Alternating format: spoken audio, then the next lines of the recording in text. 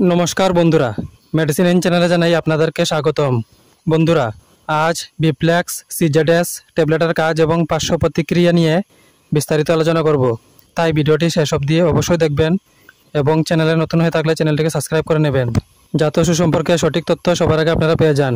Beplex সিজেডএস tablet এটি তৈরি করেছে লুপিন লিমিটেড। এটি যে উপাদান দিয়ে তৈরি করা হয়েছে তা হলো cyanocobalamin, chromium picolinate, folic acid, nicotinamide, pyridoxine hydrochloride, selenious acid এবং জিঙ্ক সালফেট। এটি একটি স্টেপে 15টি ট্যাবলেট থাকে। বিপ্লেক্স সিজেডএস ট্যাবলেট একটি পুষ্টিকর সম্পূরক। এই ওষুধটি শরীরে খনিজ এবং ভিটামিনের ঘাটতি দূর করার জন্য ব্যবহৃত হয়। এটি একটি সুস্থ রোগ প্রতিরোধ ক্ষমতা বজায় রাখতে এবং শক্তির মাত্রা বৃদ্ধি করতে সাহায্য করে।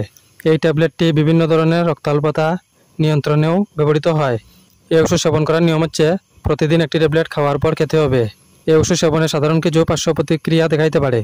তা হলো বমির ভাব, গ্যাস, পেটে অস্বস্তি, ডায়রিয়া এবং কোষ্ঠকাঠিন্য। যদি এরকম সমস্যা দেখা দেয় তাহলে ওষুধ সেবন বন্ধ করে অবশ্যই চিকিৎসকের পরামর্শ নেবেন।